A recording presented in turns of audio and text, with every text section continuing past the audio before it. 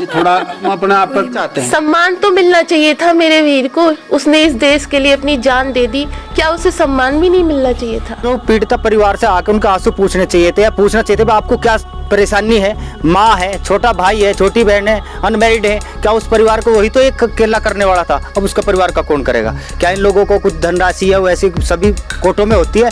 कोई है ही नहीं, सब अपना गला भर के बैठे हैं। लेकिन नमस्कार, मैं हूँ यश और इस वक्त हम पहुँचे हैं बागपत के खपराना गांव में। आपको बता दें, इस वक्त हम एक ऐसे परिवार के साथ मौजूद हैं जो एक दुखद घड़ी के साथ गुजर रहे हैं, और बताना चाहेंगे सबसे पहले तो जो हमारे देश की सेवा करते हुए शहीद हो जाते हैं, ऐसे वीर जवानों को हम सलाम करते हैं।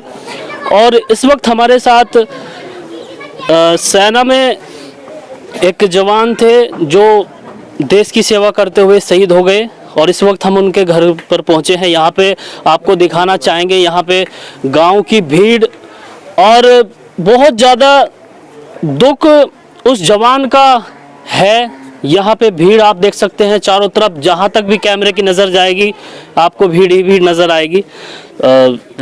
नाम क्या था उनका? अनुज कुमार। अनुज कुमार। अच्छा, सेना में कब भर्ती हुए थे?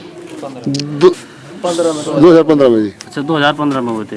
बेटा है, 7वीं साल नौकरी की चल रही है जी, और ये अभी यहाँ से 10 महीने बाद छुट्टी लेके लद्दाख से आए थे जी, और फिर यहाँ से गए, वहाँ पर उनका बर्फ में कोर्स था, उसमें उन्हें चोट लग गई और उनका देहांत हो गया, वो शहीद हो गए। चंडीगढ़ में कितने दिन भर्ती रहे? चंडीगढ़ में 4 दिन।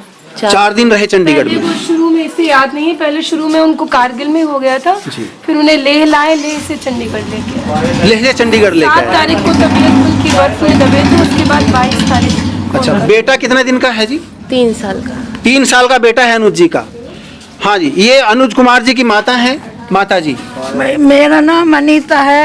मैंने देश के लिए अपना बच्चा पाल के दे दिया, किसी ने मेरा सम्मान भी नहीं करा, मेरा शहीद। माता जी थोड़ा अपना आप पर सब्र रखिए माता जी, ये बहुत बड़ी क्षति है देश के लिए और हमारे लिए भी। आपने अपना बेटा खोया है, इन्होंने अपना पति खोया है, ये बहुत बड़ी क्षति इस परिवार के लिए है। तो माता जी संभालना तो पड़ेगा अपने आप को। क्या कहना चाहते हैं, मतलब किसने सम्मान नहीं किया आपका? किसी ने भी नहीं किया, कोई हमारे लिए, कोई नेता, कोई हमें यहाँ पूछने नहीं आया। कोई नहीं आया आपको? कोई नहीं आया हमें पूछने। एक सुबह आए थे, वो गाड़ी से भी नीचे नहीं उतरे। तो सरकार से क्या चाहते हैं आप, क्या कैसी मदद चाहते हैं? सम्मान तो मिलना चाहिए था मेरे वीर को, उसने इस देश के लिए अपनी जान दे दी, क्या उसे सम्मान भी नहीं मिलना चाहिए था? इस वीर को सम्मान तो मिलना चाहिए था। पत्नी के रो रो कर बुरा हाल है और कह रही है कि मेरे पति को कम से कम सम्मान तो मिलना चाहिए था, और ये बात बिल्कुल जायज़ है, सम्मान तो मिलना चाहिए था। लेकिन सरकार से किस तरह की आशा रखती हैं आप आने वाले टाइम में?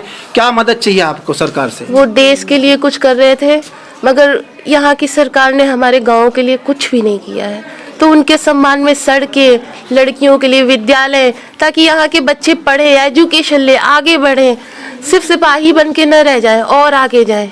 कितना बड़ा दिल है इनकी पत्नी का, फिर भी कह रही है कि विकास हो, उनके नाम पर विकास हो। लेकिन आप अपने लिए क्या चाहते हैं अनुज जी के जाने के बाद?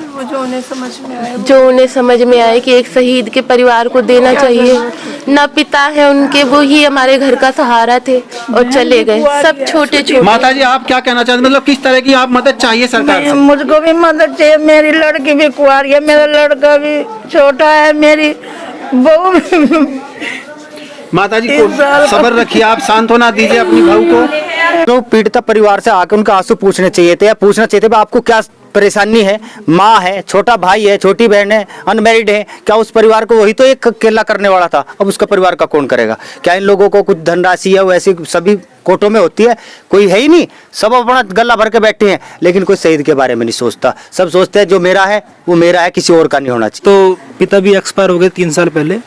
हमारे सर पे उनका, माँ बाप का सब साया उन पे ही था, और किसी तरीके से हमारी हेल्प नहीं हो रही है सरकार की तरफ से।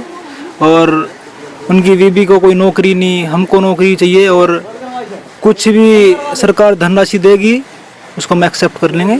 और हम सरकार से यही विनती करते हैं कि उनके बच्चों के बारे में कुछ सोचे।